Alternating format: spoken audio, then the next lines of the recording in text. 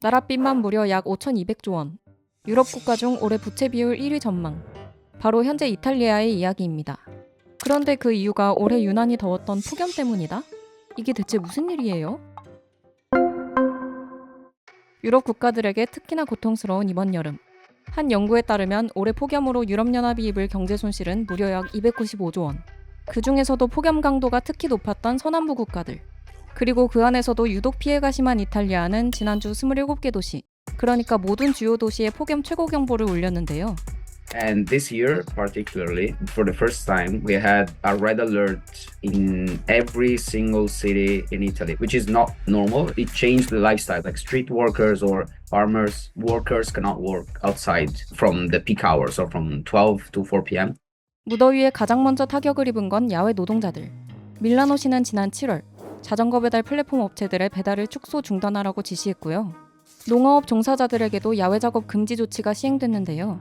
특히 이제 문제가 되는 건 남부예요. 농업의 비중이 특히 남부는 굉장히 크기 때문에 일용직 계절 노동자들이 좀 필요한 거죠. 농업이라고 하는 게 인간의 손이 필요한 부분들이 있거든요. 토마토를 기계로 딸 수 없고 좋은 올리브나 포도 같은 경우에도 다 사람이 따야 되거든요. 근데 이렇게 온도가 올라가고 너무 더워지면 이들의 경제활동 시간이나 생산활동에 지장을 초래할 수밖에 없고 농업 생산성이 낮게 되면 자급자족을 하는 남부의 많은 하층민들이나 주민들은 굉장히 큰 타격을 받을 수밖에 없다라는 거죠.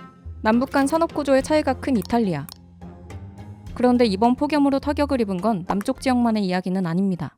북부 평야지대를 가르는 이탈리아에서 가장 긴 강, 포강. 계속된 열기와 가뭄으로 강의 수위가 역대 최저 수준까지 떨어진 건데요. 이런 강을 따라서 물류가 형성이 돼 있거든요. 가뭄이 계속돼서 수위가 낮아지게 되면 이 지역에 따라서 연계돼 있고 함께 발달돼 있던 산업단지들 그리고 용수 부족이라고 하는 측면에서 이탈리아가 굉장히 큰 어려움을 겪을 수 있다는 거죠. 식수와 농업용수가 부족해지는 건 물론 공장에서 사용할 산업용수까지 부족해지면서 제조업이 밀집한 북부 지역도 타격을 입은 건데요. 아니 그런데 왜 유럽에서 유독 이탈리아가 걱정된다는 거야? 사실 이탈리아의 진짜 문제는 폭염 전부터 시작됐습니다. 이탈리아의 산업 기반을 이루는 건 다름 아닌 가족기업. 기본적으로 이탈리아는 패밀리 기업이라고 가족 기업들이 대를 이어서 하거나 지연이나 학연이나 또는 여러 가지 전통적인 기업 운영 방식들을 취하고 있어서 취업 과정도 그렇게 투명하지 않습니다. 공채라고 하는 건 존재하지 않고 누구를 아느냐, 본인이 어떤 중요한 전문직 경력이 있느냐에 따라서 취업 여부가 결정되기 때문에 여전히 폐쇄적이에요. 거기다 대기업이 부족해 돈이 될 만한 연구개발이나 신사업에 투자할 여력도 부족. 양질의 일자리를 만들거나 규모의 경제를 살리기에도 한계가 있죠. 게다가 고용 형태 역시 대부분 임시직이라는 사실. 기본적으로 이탈리아는 채용할 때 국가 차원에서 고용하는 특정한 직책이나 직종 그리고 고도의 전문성을 요하는 제조업 분야의 몇몇 빼고는 거의 대부분 일용직 아니면 계약직을 쓴다라는 거죠. 산업 구조 자체가 가족회사잖아요. 외부인일 경우에는 공식적으로 채용을 할 때는 월급도 줘야 되고 복지 혜택이나 이런 걸 다 해야 되는데 가족들은 그러지 않아도 되잖아요. 그 회사 입장에서는 정규직을 뽑는 것보다는 계약직이나 임시직을 뽑는 게 훨씬 유리한 거죠. 우리가 흔히 아는 브랜드들이 많은 나라이잖아요. 그래서 대기업 자체는 사실 구직을 하기는 해요. 근데 체감상으로는 거길 누가 어떻게 가는 거지? 정말 채용을 하나? 하는 생각이 들 정도로 그런 쪽으로 가는 경우는 거의 못 봤고요. 더 큰 문제는 너무 낮은 임금. The biggest problem for graduates or like people who just graduated is that they tend to have very low salaries, super low, like extremely low. 이탈리아 사람들도 이해를 못하는 계약서 형태 중에 하나가 스테이지라는 건데요. 이게 한국으로 따지면 약간 인턴이랑 비슷한 거거든요. 근데 풀타임으로 일은 하긴 하지만 스테이지라는 명목으로 해서 월급이 정말 낮아요. 월급이 거의 900유로 정도밖에 안 되거든요. So what happened is that young people tend to leave, go to Germany, France, Spain because they couldn't find a decent job. And also there's a big increase in people not working and not looking for a job also in my country. 그런데도 임금에 붙는 소득세와 각종 사회보험료가 높은 이탈리아. 기업 입장에서도 정식으로 직원을 한 명 고용하려면 월급뿐 아니라 추가로 부담해야 할 비용이 커지는 구조인데요.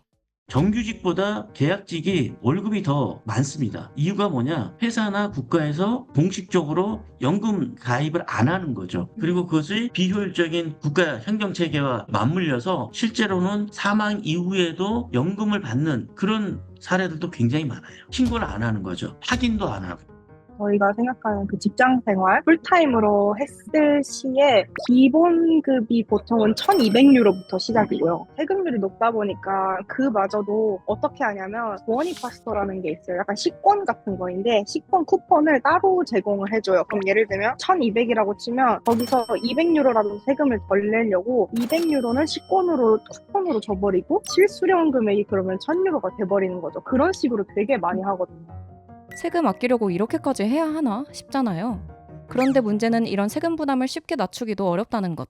이탈리아가 이미 막대한 국가 부채를 안고 있기 때문입니다. 정부는 20년이 넘는 시간 동안 복지와 연금 지출을 과도하게 늘린 반면 뒷받침할 세수 확보나 행정구조 개혁에는 실패해 왔거든요. 설상가상 유럽에서 고령화 1위까지 찍으며 경제활동을 할 인구는 점점 줄고 생산성은 계속 정체할 수밖에 없는 악순환이 반복 중. 이런 와중 생활비 부담은 계속 커지는 중입니다. 제가 턱하는 부분이 외식비가 제일 큰 것 같아요. 외식비가 둘이서 먹으면 그냥 기본 100유로는 나오고요. Usually a room in Milan below 400 euros is impossible. It's literally impossible. It's even a common joke. We make a lot of memes in Italy about it. 그래서 원룸 하나만 해도 거의 1,100유로가 기본이고요. 근데 이제 하우스메이트들이랑 같이 사는 거 600유로도 사실 싼 편이거든요. 안 그래도 외식비부터 월세까지 생활비 부담이 큰 상황에 이번 여름에는 냉방 전력 수요까지 급증했잖아요. 이탈리아는 특히나 천연가스와 석유 등 필요한 에너지의 약 75%를 해외 수입에 의존하고 있는데요. 게다가 중동 분쟁으로 국제유가와 가스 가격 변동이 잦았던 상황. 수입 에너지 가격이 오르면 발전, 운송, 생산 비용이 연달아 치솟기 때문에 전체 소비자 물가와 생활비 부담에도 직격탄입니다. 벌써 이탈리아 파도바 지역에서는 식당과 카페 매출이 약 20% 떨어졌고 여기에 최근 유럽을 덮친 초대형 산불부터 올 가을과 겨울에는 대형 홍수까지 일어날 것으로 예측되며 이 극한의 기후 폭풍을 얼마나 더 맞게 될지 우려되는 상황. 이탈리아의 국내 총생산 대비 정부 부채 비율은 올해 138.5%까지 오르며 그리스를 앞설 수도 있다고 하는데요. 유럽 전체가 지금 이 문제를 가지고 굉장히 지금 논의 중이에요. 이게 하루아침에 끝날 것은 아니기 때문에 몇 가지 변수가 있는 거죠. 기후변화는 미래 세대의 문제라고만 생각했지만 이제는 그 피해를 당장 수습해야만 하는 이탈리아. 계속되는 경제 불황, 그리고 전례 없는 이상기후 속에서 이탈리아는 과연 큰 고비를 넘길 수 있을까요?